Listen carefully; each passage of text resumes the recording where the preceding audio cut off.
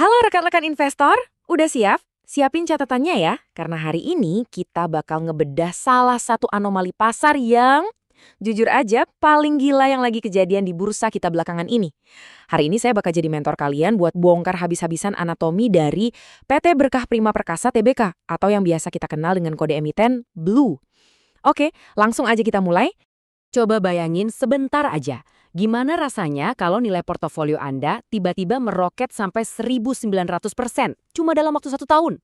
Wah, pasti ngerasa kayak menang lotre kan? Tapi ini bukan angka fiksi loh teman-teman. Ini realita dari pergerakan harga saham Blue baru-baru ini. Nah, sebagai investor yang smart, pertanyaan utamanya adalah, ini murni karena fundamental bisnisnya yang super solid atau jangan-jangan cuma spekulasi liar aja? Jadi, di sesi bedah emiten kali ini, kita punya 5 poin penting buat dibahas. Pertama, fenomena lonjakan harganya itu sendiri. Terus kedua, kita cek bisnis lama mereka di era blueprint. Ketiga, soal pivot bisnis dan siapa sih pengendali barunya. Keempat, kita bahas resiko papan pemantauan khusus. Dan terakhir, yang paling penting, valuasi dan analisis harganya. Oke, kita masuk ke bagian pertama, fenomena lonjakan saham blue chip. Coba perhatiin, angka yang benar-benar ngelanggar semua teori wajar di pasar modal ini. Dalam rentang 52 minggu terakhir, saham BLIUE ini sempat nyentuh dasar di harga Rp298 per lembar. Nggak lama kemudian, boom, terbang ke titik tertingginya di Rp7.100. Lompatan harga yang semasif dan sevolatil ini udah pasti bakal langsung kena radar pengawasan bursa. Pasti ada sesuatu yang gede banget lagi dimainin di belakang layar. Lanjut ke bagian kedua, bisnis lama, era blueprint. Nah, buat paham anomali tadi, kita harus mundur selangkah dulu nih. Kita bedah bisnis aslinya. Sebenarnya Blue ini jualan apa sih sebelum digoreng habis-habisan? Kalau kita lihat sejarahnya, PT Berkah Prima Perkasa ini tuh bisnis real yang lumayan solid. Udah berdiri dari tahun 2014 di Jakarta Utara, dan mereka terkenal banget sama merek dagang Blueprint. Teman-teman mungkin pernah pakai produknya. Mereka ini jagoan di perlengkapan kantor, kayak tinta printer, kertas foto, sampai perangkat mesin kasir. Jadi ya ini tuh bisnis manufaktur yang beneran ada wujudnya. Dan lucunya gini, kalau kita cek laporan keuangannya di tahun 2024, BLU tuh nyetak kenaikan pendapatan yang oke loh, sekitar 11,98%, jadi 160,22 miliar rupiah. Laba usahanya juga anteng di kisaran 21 miliar. Bisnis yang sehat kan? Tapi, mari kita realistis. Masa iya pertumbuhan pendapatan yang cuma 11% bisa menjustifikasi harga saham yang terbang sampai 1.900%? Secara matematika, ini jelas nggak masuk akal. Ketimpangan ini makin kelihatan jelas pas kita ngomongin dividen. BLU ini rajin bagi dividen dari bisnis tintanya, tercatat Rp23 per saham buat Juli 2025 nanti. Tapi, karena harga sahamnya udah terbang ke bulan, dividen segitu tuh jadinya ngasih yield nggak nyampe 1% di valuasi sekarang. Dari sini aja kita udah dapat kesimpulan, fundamental bisnis jualan tinta ini udah bener-bener putus hubungan sama pergerakan harga sahamnya di bursa saat ini. Sekarang kita masuk ke bagian ketiga, pivot bisnis dan pengendali baru. Terus apa dong katalis utamanya yang bikin harganya meledak? Nah, di sini plot twist-nya. Perusahaan ini lagi ganti kulit dari sekedar jualan alat tulis, mau jadi raksasa industri. Katalisnya adalah pivot bisnis besar-besaran buat masuk ke ekosistem rantai pasok baterai kendaraan listrik atau EV global. Sebagai mentor, saya mau teman-teman paham satu manuver ngeri yang namanya backdoor listing.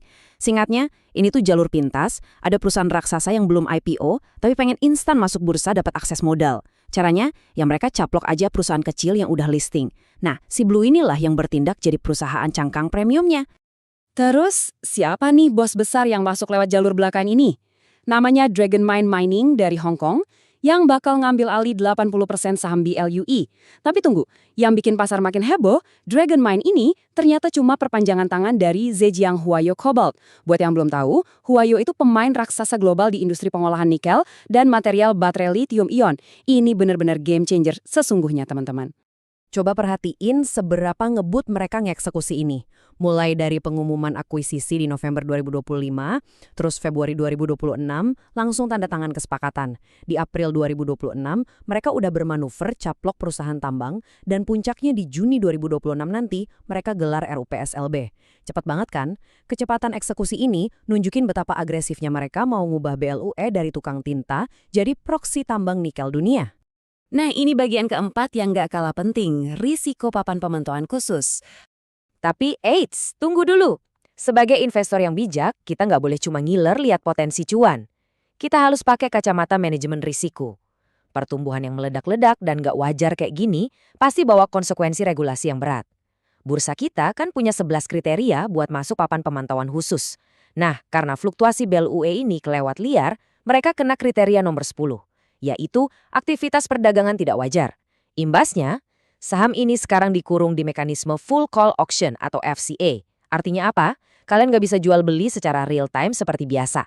Likuiditasnya anjlok tajam dan risiko duit kalian nyangkut itu tinggi banget. Tolong catat bagian ini baik-baik ya. Akhirnya kita sampai di bagian kelima, valuasi dan analisis harga. Ini dia klimaks dari sesi bedah emiten kita. Waktunya ngomongin angka. Di level harga yang meroket sekarang, saham Blue ini masih masuk akal nggak sih buat di-buy? Coba kita terjemahin metrik valuasinya. Lihat tuh, PE rasionya 92,9 kali. Gila kan? Jauh banget kontrasnya dibanding rata-rata sektornya yang cuma 12,8 kali. Price to book value-nya juga terbang ke 13,3 kali. Dari angka-angka ini aja berteriak satu hal yang jelas, market udah nggak nilai Blue sebagai perusahaan alat cetak lagi. Valuasi setinggi langit ini sebenarnya apa sih? Kalau di bahasa pasar saham, ini ibarat opsi beli atau call option yang super spekulatif. Investor saat ini tuh udah nggak beli realita pendapatan dari jualan kertas truk. Mereka rela bayar harga premium sekarang demi ngebeli potensi aset tambang masa depan yang dijanjikan sama ekosistem nikel global tadi. Dan lucunya, janji manis itu emang pelan-pelan mulai direalisasi.